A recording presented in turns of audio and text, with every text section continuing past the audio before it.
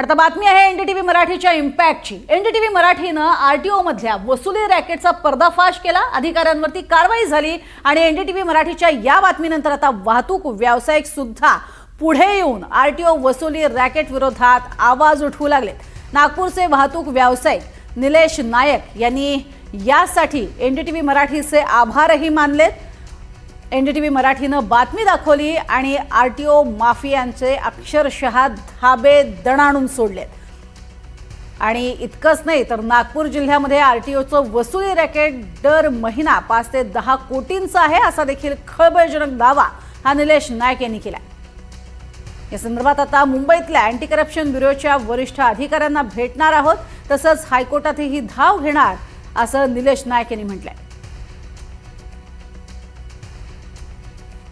या संदर्भात आपण अधिक माहिती घेणार आहोत। आमचे प्रतिनिधी संजय तिवारी आपल्या सोबत आहेत। संजय, एकीकडे या संपूर्ण रॅकेटचा पर्दाफाश करत असताना हा मुद्दा आपण बघितलं होतं की अधिवेशनामध्ये सुद्धा उचलण्यात आला, त्यावरती चौकशी लावण्यात आली आहे आणि आता व्यावसायिक सुद्धा स्वतःहून पुढे येऊ लागलेत। एक महत्त्वाचं पाऊल उचललं जात आहे।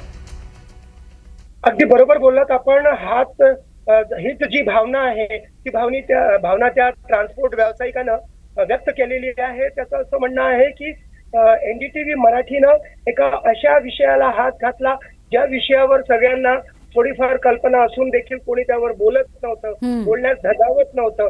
आणि एनडीटीव्ही मराठीने आता अशी परिस्थिती केलेली आहे की जी भीती होती आरटीओ मध्ये गैरप्रकार, भ्रष्टाचाराची जी साखळी चालते, माफिया जो चालतो, त्या माफियाची जी राज्यभरात भीती होती ती भीती एनडीटीव्ही मराठीनं एका झटक्यात संपवली आणि त्याबद्दल मी एनडीटीव्हीचे आभार मानतो।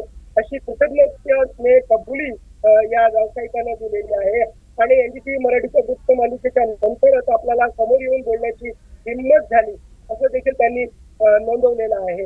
मुख्य म्हणजे टोळधाड हा शब्द त्यांनी वापरला या माफियाच्या संदर्भामध्ये। त्यांचं असं म्हणणं आहे की जसं एखाद्या सावकाराकडनं आपण कर्ज घेतलं आणि समजा त्याचे हप्ते जर चुकले तर सावकाराचे एजंट ज्या पद्धतीने आपल्याला सहशी पळू करून सोडतात, आपल्याला वारंवार फोन करून त्रास देतात, तशा पद्धतीनं यांचे जे रॅकेट आहे आरटीओ अधिकाऱ्यांची त्यांनी नावं घेतली, पण अर्थातच आपण ती नावं इथे घेत नाही आहोत, पण त्या आरटीओ अधिकाऱ्यांचे जे ड्रायव्हर्स आहेत, त्यांचे जे एजंट्स आहेत, नेमून गेलेले दलाल आहेत, ते इतके मिस कॉल देतात। त्यांनी मिस कॉल मला दाखवले आणि त्यांचं असं म्हणणं आहे की या मिस कॉलची चौकशी करता येईल।